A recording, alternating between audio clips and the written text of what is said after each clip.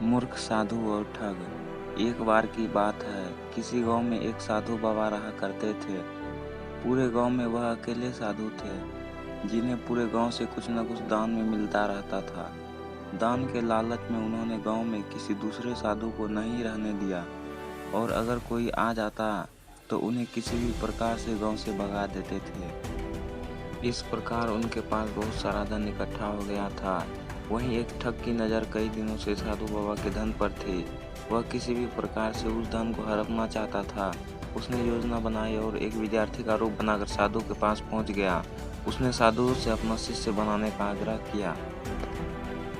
पहले तो साधु ने मना किया, लेकिन फिर थोड़ी देर बाद मान गए और ठग को अपना शिष्य बना लिया।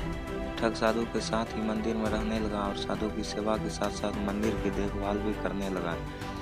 ठग की सेवा ने साधु को खुश कर दिया, लेकिन फिर भी वह ठग पर पूरी तरह विश्वास नहीं कर पाया। एक दिन साधु को किसी दूसरे गांव से निमंत्रण आया और वह शिष्य के साथ जाने के लिए तैयार हो गया। साधु ने अपने धन को भी पुटली में बांध लिया। रास्ते में उन्हें एक नदी मिली। साधु ने सोचा कि क्यों न गांव में प्रवेश करने से पहले नदी में स्नान कर लिया जाए। साधु ने अपने धन को एक कंबल में छुपाकर रख दिया और ठग से उसकी देखभाल करने का बोलकर नदी की ओर चल गए। ठग की खुशी का ठिकाना नहीं रहा। उसे जिस मौके की तलाश थी वो मिल गया। जैसे ही साधु ने नदी में डुबकी लगाई, ठग सारा सामान लेकर भाग खड़ा हुआ।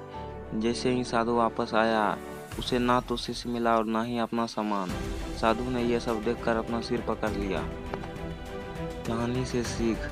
हमें इस कहानी से यह सीख मिलती है कि कभी भी लालच नहीं करना चाहिए और ना ही किसी की चिकनी चुपड़ी बातों पर विश्वास करना चाहिए।